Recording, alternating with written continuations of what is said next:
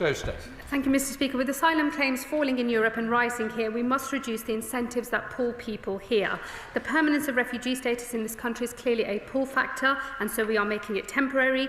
The ability to melt into our illegal economy lures people here, so we have lifted immigration raids to record levels, and effective removals send a clear message, and returns are now up by around a quarter under this government.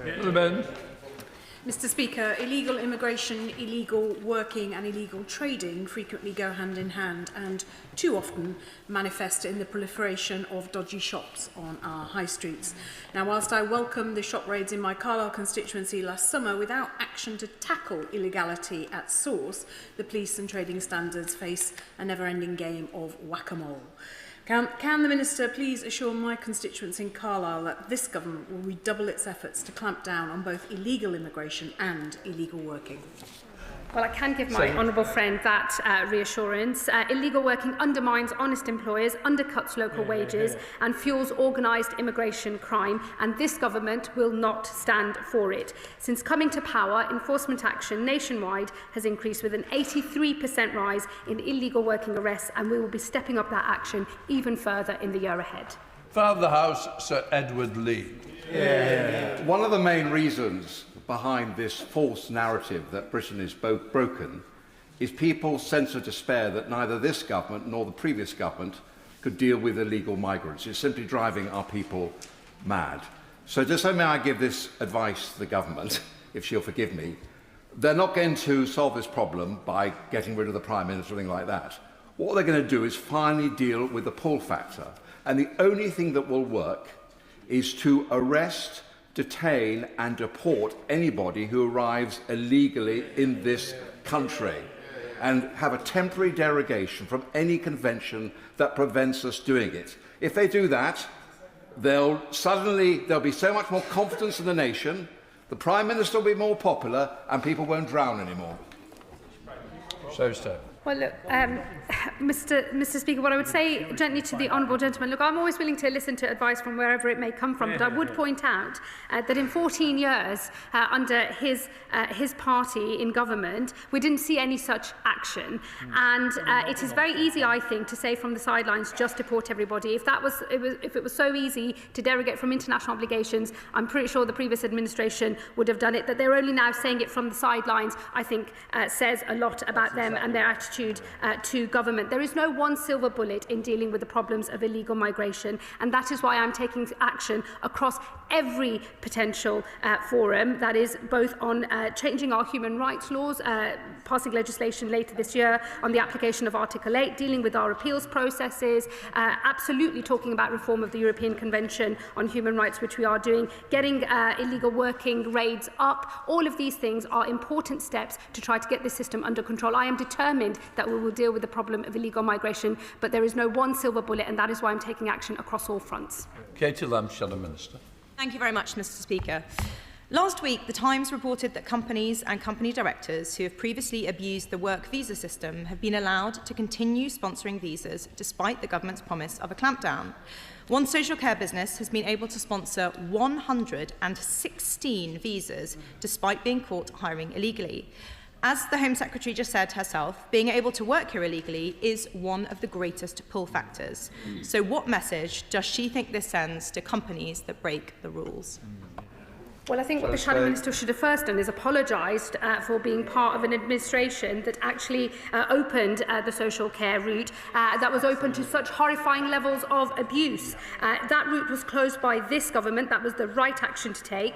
And since we've been in government, 1,000 sponsor licences have been revoked. We will continue to take action. We are already following up on the newspaper investigation that she references, and we will keep revoking licences so that only legitimate businesses with proper jobs are able to sponsor workers into our country.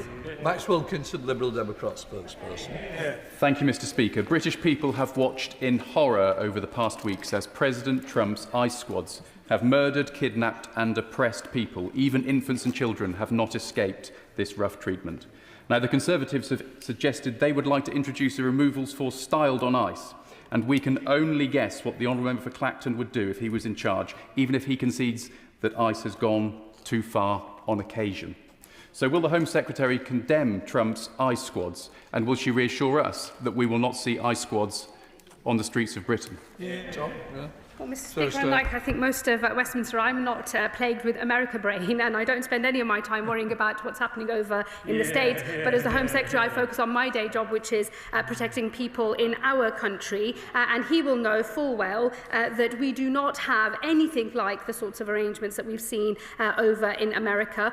But without having armed immigration enforcement, we've already got record removals to just under 60,000 since we've been in government. We will go further, but we will do so in line with the arrangements we already have in place and our British values. Thank you, Mr. Speaker. We are investing a record £140 million in state-of-the-art technology to make our communities safer. This includes rollout of live facial recognition, a technology that is already transforming policing. Investing in technology means more time for the police to be out where we want them, on the streets, fighting and deterring crime in our communities. Dr. Hudson. Thank you, Mr. Speaker. I recently met with Home Office colleagues to discuss the use of synthetic cathinones, often referred to as monkey dust, in Stoke-on-Trent. These substances cause significant harm to users and indeed to communities, and they are frequently sold via the dark web and imported through the post. So can the Minister provide an update on their work with the National Crime Agency and Royal Mail to detect illicit substances using technology, and advise whether existing opioid detection methods can be adapted or applied to synthetic cathinones?